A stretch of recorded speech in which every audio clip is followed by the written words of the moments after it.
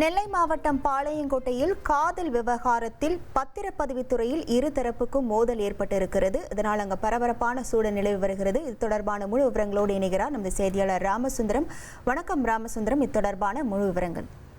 நெல்லை பாளையங்கோட்டை பகுதியைச் சேர்ந்தவர் இசக்கி பாண்டியன். இவர் வழக்கறிஞராக உள்ளார். இவர் கடந்த சில தினங்களுக்கு முன்பு இவர் காதலித்த பெண்ணை லண்டனிலிருந்து வரவழைத்து கோயம்புத்தூரில் உள்ள காவல் நிலையத்தில் வைத்து கோவிலில் வைத்து திருமணம் செய்து பாதுகாப்பு கேட்டு காவல் நிலையத்தில் தஞ்சமடைந்ததாக ஒரு பெரும் செய்தி பரபரப்பாக வெளியானது. இந்த நிலையில தற்போது அவர்களது திருமணத்தை பதிவு செய்ய கோயம்புத்தூர் உள்ளிட்ட பல்வேறு பகுதிகளில் முயற்சி செய்த போதும் எந்த பகுதியிலுமே அவர்களுக்கான அந்த அனுமதி கிடைக்காத நிலையில தற்போது அவர்களது சொந்த ஊரான பாளையங்கோட்டையில திருமணத்தை பதிவு செய்வதற்காக வந்திருந்தார்கள். அப்போது இருதரப்பு, அதாவது மணமகன் மற்றும் மணமகள் இரு தரப்பை சேர்ந்த குடும்பத்தினரும் அந்த பத்திரப்பதிவுத்துறை அலுவலகத்திற்குள் புகுந்து ஒருவரை சரமாரியாக தாக்கிக் கொண்டார்கள். இந்த இதில் 3 பேர் காயமடைந்திருக்கிறார்கள்.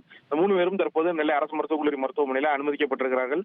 இந்த விவகாரத்தில் உடனடியாக போலீசார் சம்பவ இடத்திற்கு அந்த மணமகன் மற்றும் மணமகளை காவல் நிலையத்துக்கு அழைத்து சென்றிருக்கிறார்கள். தொடர்ந்து இருதரப்பு குடும்பத்தினரையும் காவல் நிலையம் வரவழைக்கப்பட்டு அங்கு வைத்து இந்த சம்பவம் தொடர்பாக பேச்சுவார்த்தையானது நடந்து வருகிறது. இந்த காரணத்தினால தற்போது இந்த பாளையங்கோட்டை காவல் நிலையத்தில் போலீசார் குவிக்கப்பட்டு பாதுகாப்பு பணி தீவிரப்படுத்தப்பட்டிருக்கிறது.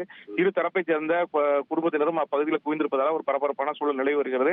அந்த பாதிக்கப்பட்ட 3 பேரும் தற்போது மருத்துவமனையில் சிகிச்சை பெற்று வரக்கூடிய நிலையில அந்த மணமகனிடம் அந்த திருமணம் செய்த அந்த பெண் மற்றும் அந்த மணமகனிடம் இருவரும் பேச்சுவார்த்தையை காவல்துறையினர் அவர் குடும்பத்தினர் முன்னாடியில் நடத்தி வருகிறார்கள். உங்கள் முழு விவரங்களுக்கு நன்றி ராமசுந்தரம். உங்கள் தந்தி ஒன் தொலைக்காட்சியில் அண்ணாமலை தினமும் மதியம் 12 மணிக்கு காண தவறாதீர்கள்.